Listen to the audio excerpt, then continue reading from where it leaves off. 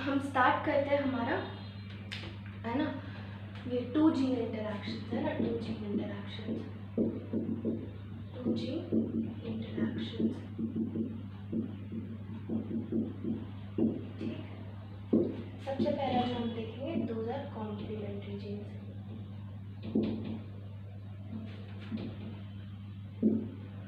Complementary genes में आपका क्या होता है कि एक ही कैरेक्टर को प्रोड्यूस करने के लिए 2 जीन चाहिए होता है ना, और ये दोनों जीन तभी काम करता है आपका जब दोनों में कम से कम दोनों का एक एक डोमिनेंट काउंटर पार्ट आपका प्रेजेंट रहे, तभी जाकर के वो डोमिनेंट कैरेक्टर एक्सप्रेस होगा, नहीं तो आपका रेसेसिव हो जाएगा, है ना। एग्जाम्पल हम मान लेते हैं, 2 साइंटिस्ट है, बैटरसन एंड पिनेट, है ना। पिनेट का तो नाम सुना ही है, एक और जान लीजिए, बैटरसन एंड पिनेट, है ना। इन्होंने एक्सपेरिमेंट किया स्वीट पी पे, इन्होंने एक्सपेरिमेंट किया स्वीट पी पे, ठीक है। इसका जो फ्लावर होता है 2 तरह का होता है ना, एक होता है पर्पल, दूसरा होता है वाइट, ठीक है। स्वीट पी का साइंटिफिक नेम इज आपका लेराइथस ओडोनेटस, लेराइथस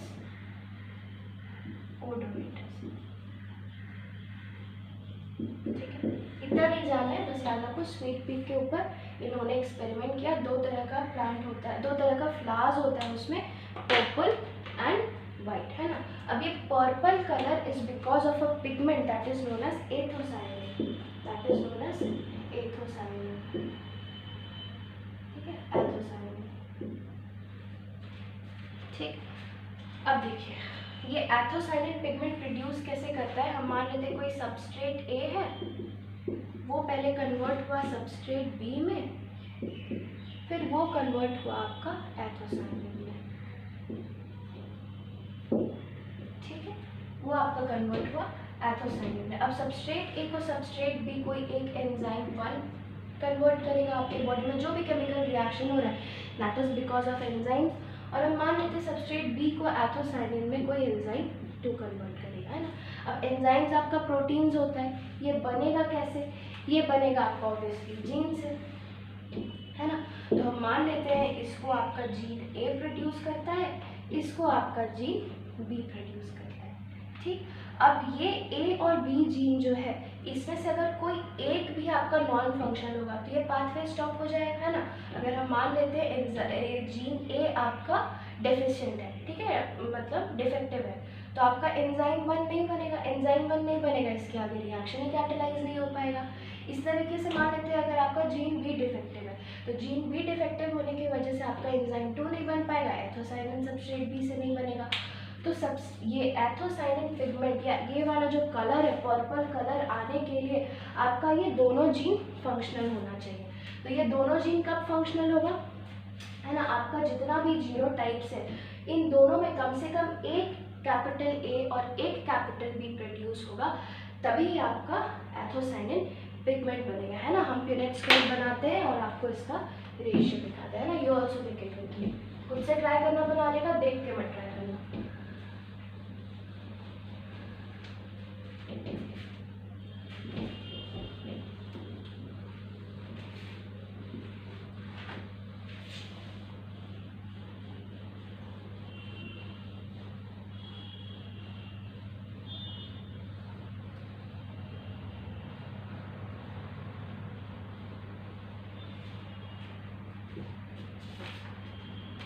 ठीक है, तो आपका 2 जीन है, तो 2 जीन है, हम डायरेक्टली F2 का स्टार्ट करते हैं। ऑब्वियसली ऐसा हम मान लेते हैं कि जीन ए है एंड जीन बी है, तो 4 तरह का आपका गैमेट्स क्या बनेगा, एक कैपिटल ए कैपिटल बी, दूसरा बनेगा कैपिटल ए स्मॉल बी, है ना, तीसरा बनेगा small A capital B and चौथा बनेगा स्मॉल ए स्मॉल बी, है ना। ये तो आप डायहाइड्रेट प्रोसेस जानते ही है, वही चीज़ मैं दोबारा बना रही हूँ, ए बी ए बी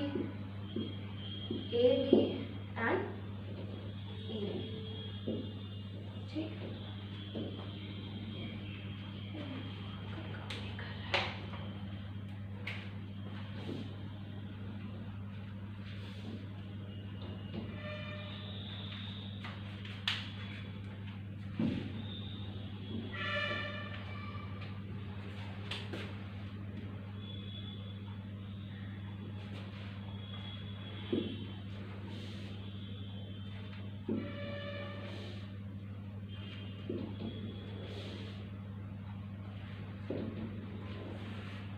ठीक है, यहाँ पे आप बनाते हैं capital A capital A capital B just like the dihydrogen cross, है ना, just like the dihydrogen cross.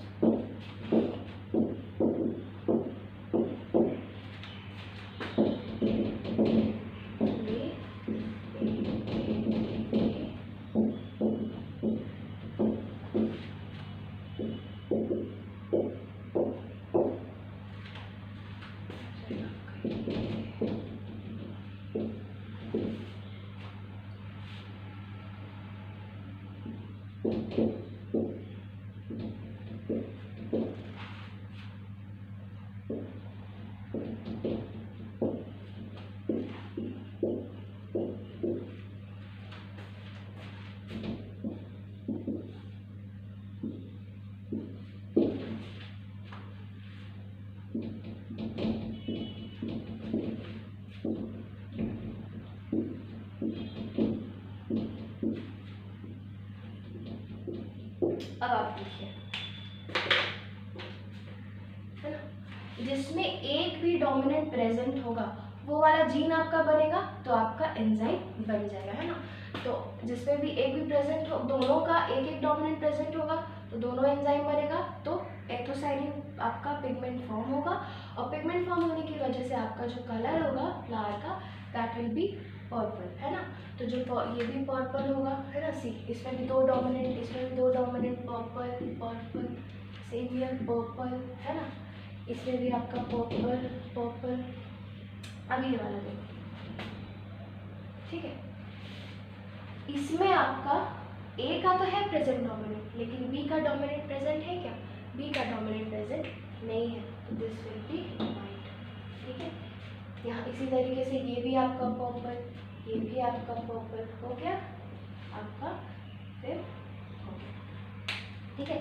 इसमें देखो, इसमें भी ए का तो एक प्रेजेंट है पर बी का एक भी डोमिनेंट प्रेजेंट नहीं है, this will also be white, है ना। इसमें ए का एक भी डोमिनेंट प्रेजेंट नहीं है, वाइट, ठीक है। इसमें भी ए का नहीं है, वाइट, इसमें भी नहीं है, वाइट वाइट, ठीक है। This is your complementary gene. अब इसका आपको नीड के लिए क्या आएगा, इसका आपको इतना बनाना नहीं है, इसका आपको फिनोटिपिक रेशियो दिमाग में रखना है कि अगर कोई दो कॉम्प्लीमेंट्री इंटरैक्शन होगा दो जीन के बीच में, तो आपका फिनोटिपिक रेशियो क्या होगा। तो फिनोटिपिक रेशियो आपका पर्पल इज टू वाइट का क्या हो जाएगा, है ना, पर्पल इज टू वाइट का आपका क्या होगा, काउंट करिए, है ना, 1 2 3 4 5 6 7 8 9, है ना। तो पर्पल आपका कितना आ जाएगा 9, और बचा आपका 7 वाइट, है ना। तो जब भी कॉम्प्लीमेंट्री जीन इंटरैक्शन होगा आपका रेशियो 9:7 आएगा। तो कभी भी आपको क्वेश्चन में रेशियो दिखे, दो जीन इंटरैक्ट कर रहा है, उनका फिनोटिपिक फिनोटिपिक रेशियो इज 9:7, है ना। एक ही कैरेक्टर है पर दो जीन इंटरैक्ट कर रहा है, 9:7 है फिनोटिपिक आपका रेशियो। तो आपको समझ जाना है कि this question is related to complementary genes, ठीक है। नेक्स्ट हम देखते हैं डुप्लीकेट जीन्स। नेक्स्ट हम देखते हैं डुप्लीकेट जीन्स।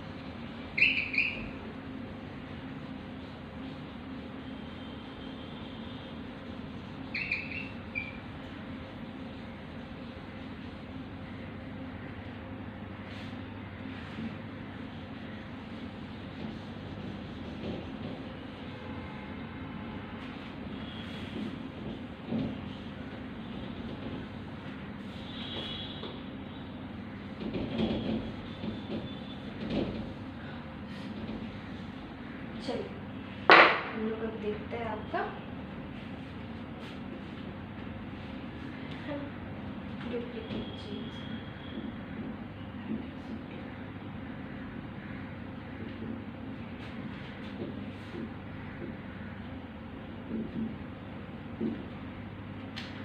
एक प्लांट होता है ना, that is called as shepherd's purse.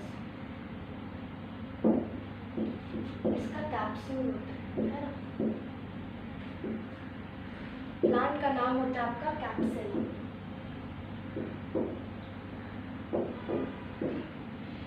इसका कैप्सूल दो तरीके का होता है,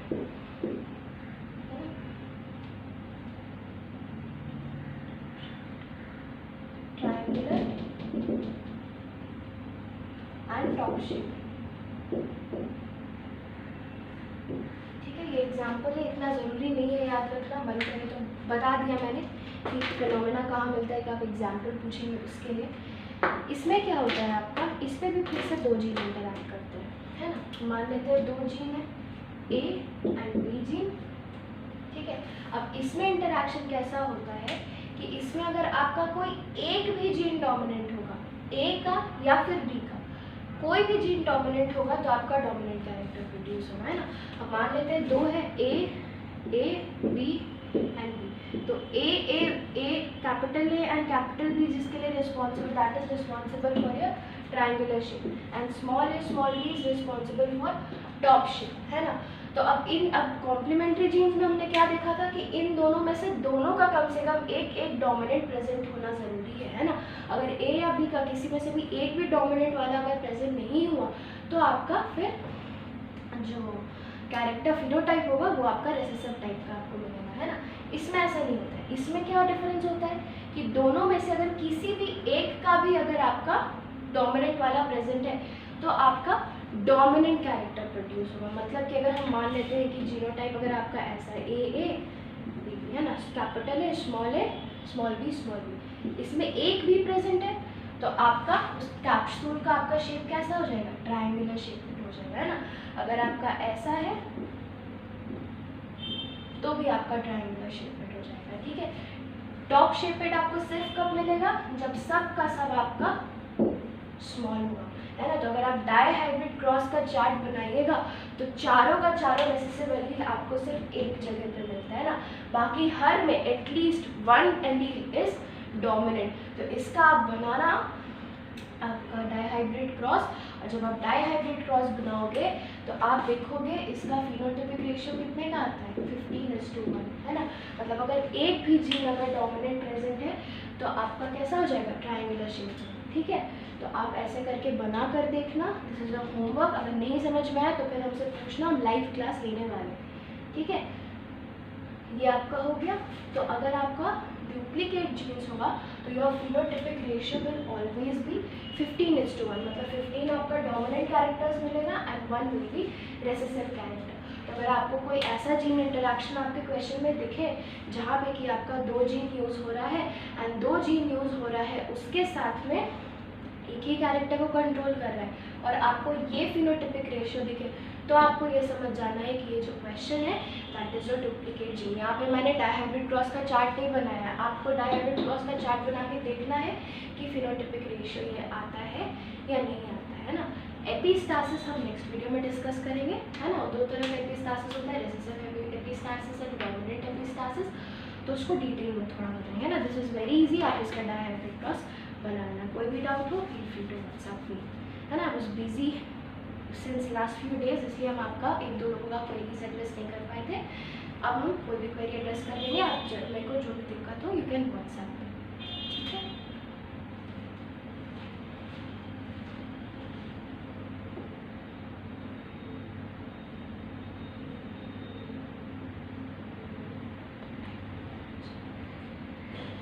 अच्छा, आपका टाइम बचा हुआ है, मुझे टाइम देखने में कन्फ्यूजन हो गया, मुझे लगा कि आपका टाइम खत्म हो गया है। तो हम एपिस्टासिस कर लेते हैं, है ना। एपिस्टासिस